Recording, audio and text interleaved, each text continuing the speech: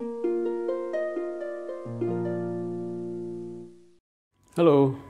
Assalamualaikum warahmatullahi wabarakatuh. Ketemu lagi di vlog Juru Baca. Saya Sanas Bahani.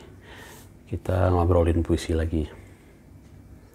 Lagi heboh ya, di mana-mana orang ngomongin, terutama di Facebook deh, soal berbagai macam pelatihan. Ada yang menulis puisi dalam 1 menit, menulis puisi 5 menit, menulis novel 1 hari, menulis cerpen 1 jam. Itu judul-judul pelatihan. Secara marketing barangkali sangat menjual ya, tapi apakah penyelenggara atau pemberi pelatihan bisa membuktikan klaim-klaimnya yang bombastis itu? Saya menyebutnya bombastis lah, karena rasanya nggak mungkin. Bisa nggak membuktikan menyusun materi pelatihan yang memang bisa membuat orang menulis dalam sekian waktu yang disebutkan itu gitu. Sebelum ke sana, kata teman saya dan saya setuju, pelatihan-pelatihan seperti itu berguna apabila materinya terkurasi, apabila penyelenggara atau pemateri, tutornya bisa menyajikan sebuah materi yang terkurasi. Terkurasi oleh apa? Terkurasi oleh terutama pengalamannya. Karena itu pelajaran yang diberikan berharga karena berasal dari pengalaman. Nah, harusnya orang-orang yang menjanjikan pelatihan, peserta pelatihannya bisa menulis puisi dalam 1 menit, atau cerpen 1 jam, atau novel 1 hari, punya pengalaman nggak menulis dengan cara seperti itu? Atau kemudian dengan cara seperti itu menghasilkan karya yang baik nggak gitu?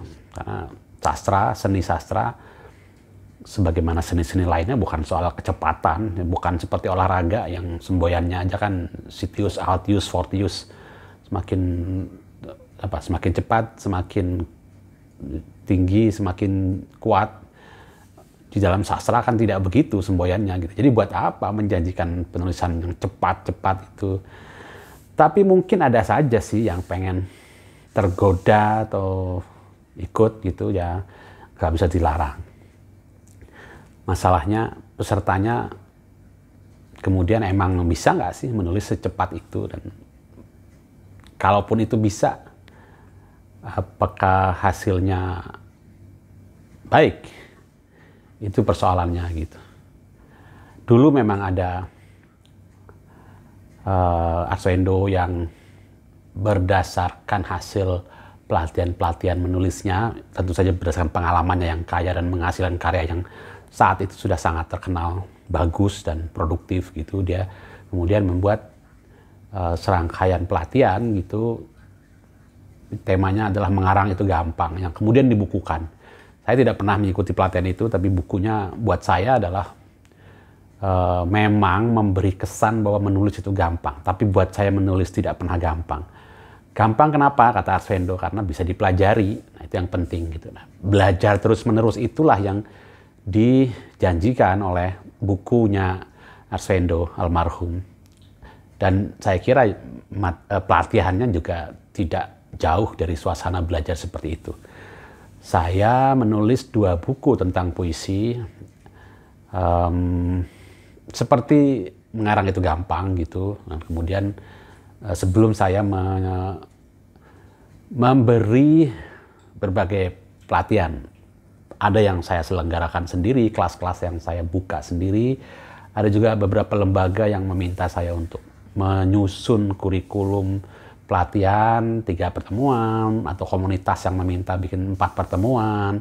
Baru-baru ini malah saya mengajar di sekolah bisnis, mengajarkan puisi yang jauh dari kepentingan puisi karena sekolah bisnis gitu. Satu lagi di lembaga pemerintahan, sebuah kementerian lah yang juga jauh dari bau-bau kebudayaan itu gitu. Tapi buat saya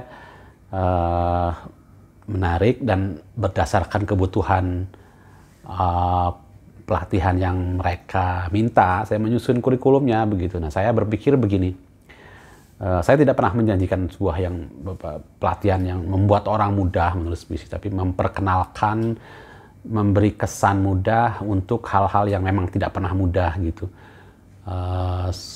Saya selalu mengatakan bahwa materi saya adalah seperti tawaran untuk memasuki dunia puisi lewat sebuah pintu yang selama ini saya masuki. Nah, kuratorial pengalamannya kan di situ. Karena itu saya rasanya setiap pelatihan selesai, reviewnya mereka puas begitu. Kepake, terbuka matanya, terhadirkan kesadarannya bahwa puisi itu begitu. Ternyata yang mereka selama ini tulis, anggap seperti ini, oh ternyata begini. Mereka sudah melakukan, tapi sekarang mendapatkan pengertiannya begitu. Pada dasarnya pengalaman saya memberi pelatihan-pelatihan menulis puisi itu saya bagi menjadi dua tuh. Memang satu untuk komunitas-komunitas yang mereka memang berminat kepada puisi dan sudah berdiskusi, melakukan serangkaian pelatihan internal, berdiskusi puisi, membahas karya, kemudian ingin mendapatkan insight lain dari orang-orang yang mungkin mereka berharap mendapatkan hal itu dari pengalaman saya. Kalau memang ada pengalaman yang saya punya seperti yang mereka minta, saya akan bersedia. Atau memberi pelatihan yang kedua nih ya, yang kepada orang-orang yang bukan komunitas puisi, tapi merasa perlu untuk memperpeka batin lewat puisi itu gitu ya. Memang itulah gunanya seni puisi kan, seni apapun lah gitu, memperkaya kepekaan batin, cara pandang, cara menghayati hidup gitu. Nah, dalam hal ini saya juga mau memberi karena saya ingat dulu, ini perbandingan ya. Ketika saya masih bekerja sebagai orang koran begitu, sampai pada satu titik saya yang sudah sekian tahun jadi pempret itu harus menjadi ngurusin bisnis gitu, menjadi general manager gitu ya. Untuk itu saya biasanya kantor saya memberi saya kesempatan untuk belajar yang namanya Finon gitu, Finance for Non-Finance Manager, belajar keuangan untuk manajer yang bukan manajer keuangan. Nah, pelatihan saya untuk orang-orang yang tidak berasal dari komunitas sastra itu saya menganggapnya seperti Finon itu gitu, pelatihan puisi untuk komunitas yang bukan komunitas sastra, komunitas yang kemarin saya kasih itu di salah satu direktorat di Kementerian Keuangan begitu.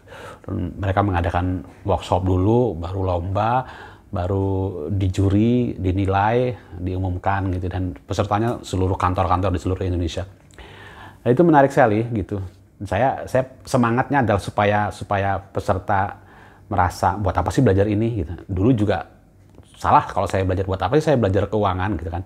Saya memang tidak akan pernah menjadi orang keuangan, ahli keuangan atau manajer keuangan, tapi sebagai GM saya dengan belajar keuangan lewat materi yang disesuaikan itu, Finon itu, saya bisa berpikir secara keuangan, saya bisa membuat keputusan keuangan, saya bisa mengontrol keuangan. Nah, saya kira pelatihan-pelatihan puisi yang kemarin saya berikan dan yang sebelumnya di sekolah bisnis itu seperti itu juga. Mungkin mereka tidak akan berpikir untuk menjadi penyair begitu, tapi bisa dalam hidupnya menghayati hidup dengan jalan puisi itu. Saya menekankan benar yang sering saya sampaikan di video-video saya ini kan, bahwa puisi itu kita mengalami peristiwa besar kecil sama saja, kemudian kita menyadari apa yang kita alami itu, kemudian kita menghayati apa yang kita sadari itu, terakhir kita memaknai apa yang kita hayati itu. Nah, disitulah puisi, peristiwa puisi tercapai atau tercipta atau mulai hadir itu gitu. Nah, kan tidak semua bisa, siapa saja bisa melakukan itu kan, bukan hanya penyair atau bukan hanya komunitas sastra kan gitu. Saya kira itu karena ada yang bertanya soal apa komentar saya tentang pelatihan-pelatihan yang bombastis, ya saya menyebutnya bombastis lah gitu. Bisa nggak sih memberikan, mendeliver atau janji lewat judul yang bombastis itu? Kalau enggak ya rugi lah, ya pasti rugi lah kepercayaan orang pada gini amat sih sastra, pada dunia sastra jadi hilang gitu. Tapi ya nggak apa-apa, sastra kan diurus banyak orang gitu. Ada 1-2 orang yang lancung ya, yang lain kan mudah-mudahan benar gitu. Oke, saya kira begitu dulu video kali ini. Udah lama banget nggak bikin video gitu. Sampai ketemu lagi di video berikutnya. Terima kasih sudah menonton video ini. Assalamualaikum warahmatullahi wabarakatuh.